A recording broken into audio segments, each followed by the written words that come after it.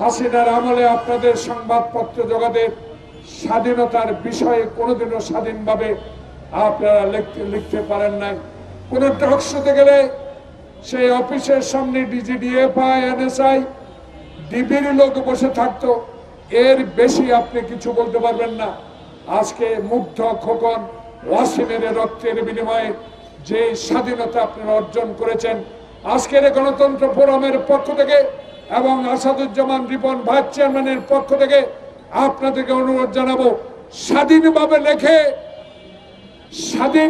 লেখার মাধ্যমে বাংলাদেশে আগামী ফেব্রুয়ারি মাসে যে নির্বাচনটি অনুষ্ঠিত হবে, সেই নির্বাচন নিয়ে বাংলাদেশে যেই ষড়যন্ত্র চলছে, যেই নির্বাচন নিয়ে আবার নানা রকম পদ্ধতির কথা বলে এই নির্বাচনকে বানচালের হীন প্রচেষ্টা করা হচ্ছে, এই বিষয়গুলো আমরা রাজনৈতিক কর্মী হিসেবে যা বলি, অনুগ্রহ করে অনুরোধ জানাবো এই কথাগুলো দেশবাসীর কাছে জানাবেন। গতকালকে জরিপে আমি দেখেছি একটি টক শোতে, আমি দেখলাম সেখানে 96% লোক, 96% মানুষ এ দেশে শান্তিপূর্ণ ইলেকশন চায়, ভোট চায়। কিন্তু আমি বুঝতে পারি না, মুক্তিযুদ্ধের একজন অস্ত্র হাতে যোদ্ধা করা হিসাবে আমি আজকে যারা রাস্তায় নেমে এই ইন্টেরিয়াম গভর্নমেন্টকে বিষাক্ত করে তোলার জন্য আপনারা রাস্তায় নেমে যে আমাদেরকে বিভক্তি করার হীন চেষ্টা করছেন, আপনাদের উদ্দেশ্যে বলতে চাই, এটা কি গণতন্ত্রের পক্ষের লোক হলেন? যদি গণতন্ত্রের পক্ষের লোক হয়ে থাকেন, কেন প্রফেসর মোহাম্মদ ইউনূসকে আজকে শঙ্কার মধ্যে পাঠাচ্ছেন? কেন আজকে প্রফেসর ইউনূসকে আমাদের মাঝে বিভক্তি তৈরি করার জন্য হীন চেষ্টা করছেন? এই বিষয়গুলোর জবাব আপনাদেরকে দিতে হবে যদি ফেব্রুয়ারির নির্বাচনে কোন রকম সংশয় শঙ্কা সৃষ্টি হয়। কারণ হাসিনার বিরুদ্ধে রাজপথে আন্দোলন করা যেসব লোক আত্মহত্যা দিয়েছে, আমাদের নেতা 10,000 কিলোমিটার দূরে থেকে বাংলাদেশ জাতীয়তাবাদী শক্তিকে 16টি বছর টিকিয়ে রেখেছে। সেই 16 বছরের আমাদের অনেক মায়ের বুক খালি করা হয়েছে, অনেককে আয়না ঘরে নিয়ে মাসের পর মাস অত্যাচার করা হয়েছে, অনেককে আমরা দেখেছি এক জেলা থেকে অন্য জেলা গিয়ে রিক্সা চালিয়ে জীবন ধারণ করতে হয়েছে। সেই ভাইদের কথা স্মরণ করে অনুগ্রহ করে আগামী ফেব্রুয়ারি নির্বাচনকে শঙ্কা মুক্ত করুন, শঙ্কার দিকে ঠেলে দেবেন না। কারণ আজকের এই গণতন্ত্র পুরাণের বিষয় হলো সচিবালয়ে হাসিনার প্রেতাত্মারা এখনো বসে আছে। সচিবালয় নয়, শুধু সারা বাংলাদেশে উপজেলা বলেন, জেলায় বলেন, যারা 2014 সালে আমাদেরকে নির্বাচন থেকে বিরত রেখেছিল, আমাদের আন্দোলনকে ধূলিসাৎ করে দিয়েছিল, নিজেরা বোমা ফাটিয়ে, নিজেরা ট্রেন লাইন উঠিয়ে দিয়ে আমাদেরকে মামলা দিয়েছেন, আজকে তাদের উদ্দেশ্যে বলতে চাই, আবারও কি সেই ষড়যন্ত্র এই আওয়ামী প্রেতাত্মাদের দ্বারা শুরু হয়েছে? যদি বুঝে থাকেন হাসিনার প্রেতাত্মারা এখনো সচিবালয় আছে, অনুগ্রহ করে।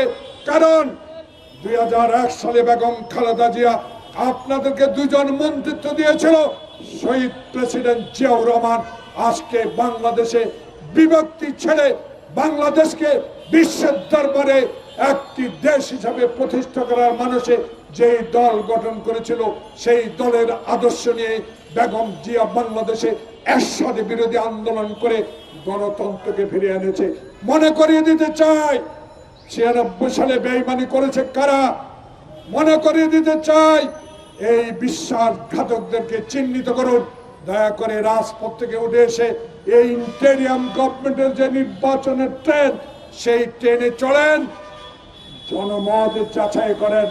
পিআর অবশ্যই আপনারা বুঝেন, সে পিআর পদ্ধতি যদি আনতে হয়, বাংলাদেশের এই ফেব্রুয়ারির নির্বাচনে জনগণের কাছে যান, ভোট দিয়ে ওই সংসদে, শেরে বাংলানগর ওই সংসদে যা সংখ্যাগরিষ্ঠতা অর্জন করে ক্ষমতায় যান, সংবিধান পরিবর্তন করে পিআর দেন।